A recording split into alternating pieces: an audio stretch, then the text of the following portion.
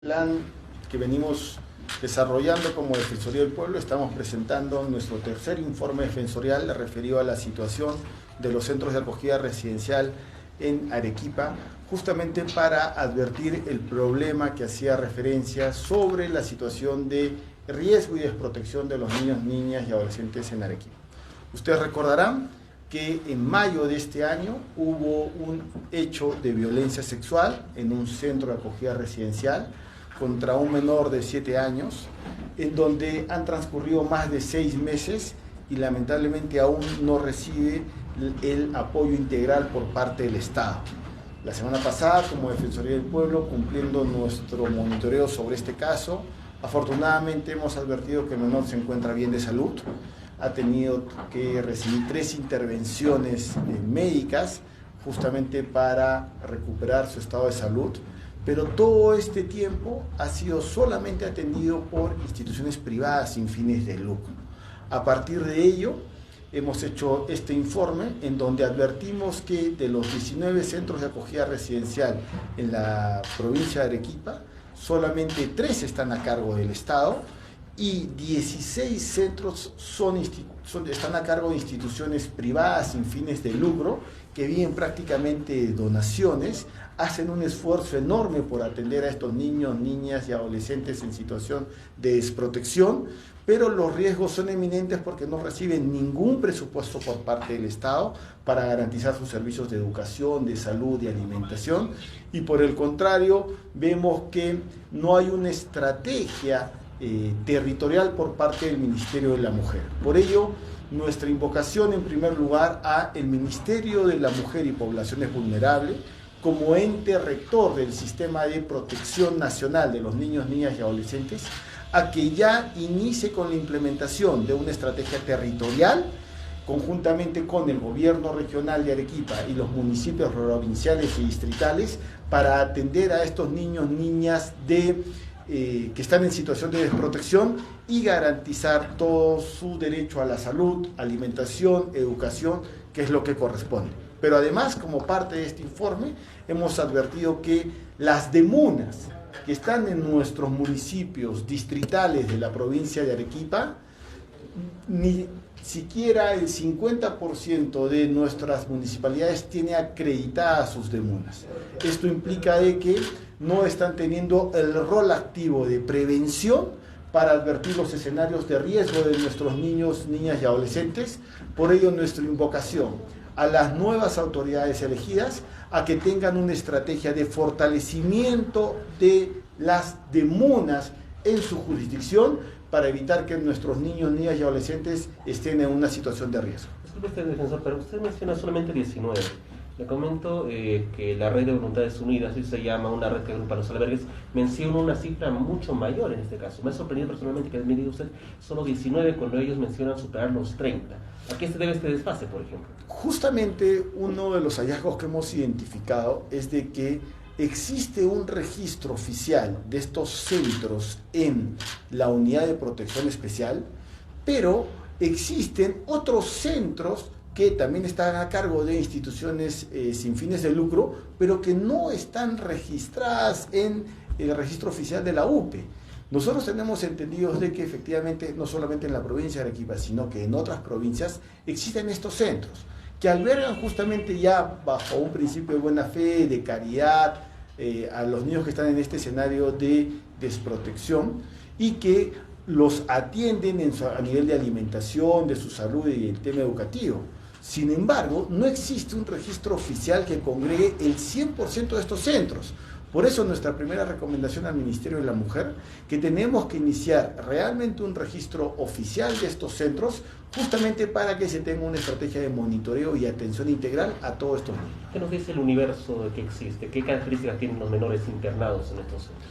De la supervisión que hemos realizado en estos 19 centros a el primer semestre de este año, porque el número va cambiando, tenemos 384 niños, niñas en situación de desprotección, de los cuales más del 50% están de una edad de 12 a 17 años, lo cual obviamente es positivo en la medida que se está acompañando a los niños y adolescentes, pero también no existe un programa por parte del Estado que pueda acompañar a los jóvenes de 17 años que salen ya de la educación básica regular y que buscan continuar con sus estudios. Lamentablemente tienen que ser retirados de estos centros de acogida residencial y siguen en un escenario de desprotección, porque obviamente no existe por parte de el Estado un programa que acompaña a estos jóvenes cuando terminen su estancia dentro de estos centros.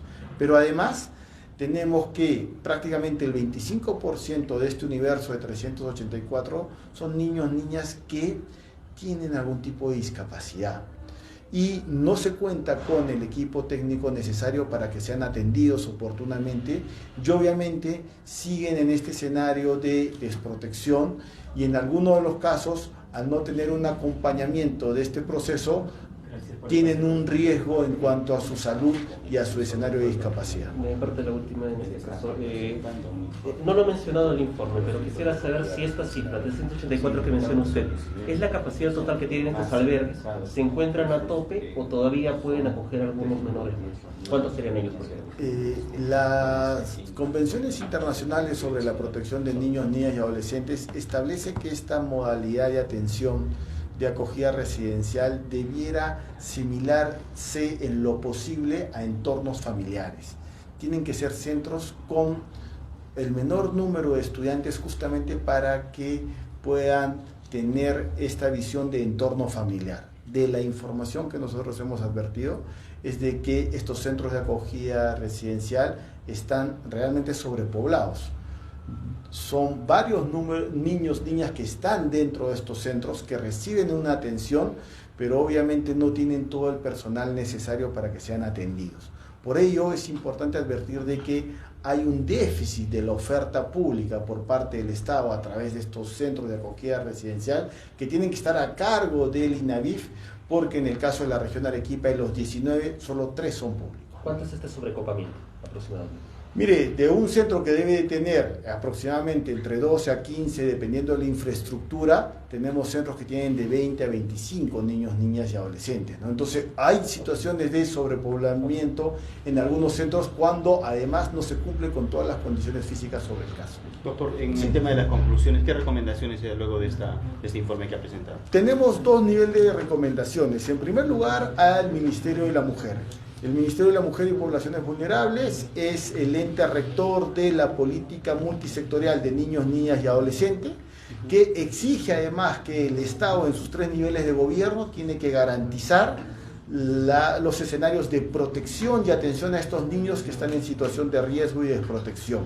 Necesitamos que el Ministerio de la Mujer tenga una estrategia territorial de esta política nacional en coordinación con el gobierno regional y los gobiernos locales para, en primer lugar, aumentar la oferta pública de estos centros de acogida, en segundo lugar, tener una estrategia de monitoreo y atención integral a estos niños, y en tercer lugar, estemos alertas de cualquier escenario de violencia que pueda darse dentro de estos centros para no cometer los errores que se cometieron en mayo de este año. Pero nuestra segunda recomendación va referida a las nuevas autoridades elegidas, porque estamos advirtiendo de que menos del 50% de MUNAs dentro de nuestros municipios no están acreditadas.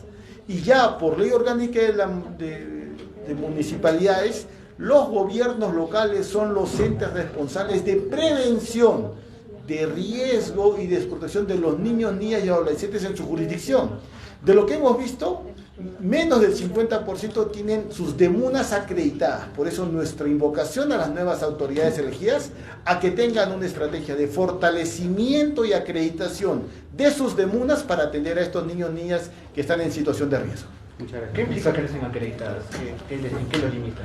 Cuando una DEMUNA no está acreditada, quiere decir de que no tiene una oficina de trabajo, no tiene un responsable de la DEMUNA, no tiene un equipo técnico especializado que justamente advierta los escenarios de riesgo de los niños, niñas y adolescentes en su jurisdicción. Es sencillamente una mesa de parte que no cumple la labor por la cual ha sido creada. Cuando una municipalidad cuenta con una DEMUNA acreditada, justamente este equipo técnico multidisciplinario tiene que advertir los escenarios de riesgos de los niños que están ahí y a partir de ello empezar a atacar esos riesgos, como puede ser delincuencia, inseguridad ciudadana, situación de abandono.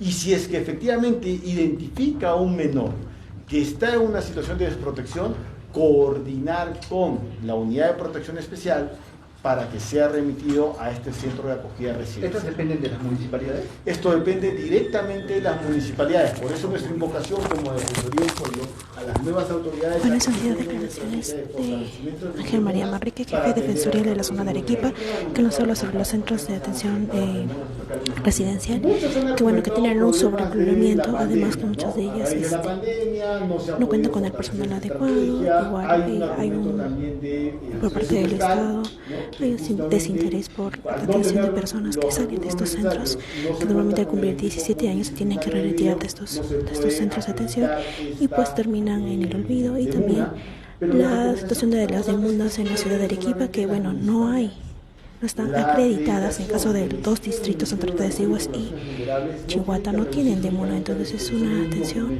y al mismo tiempo hace llamado a las nuevas autoridades para que puedan implementar estas demandas en sus respectivas municipalidades. Y bueno, informando para Alto Voltaje Noticias.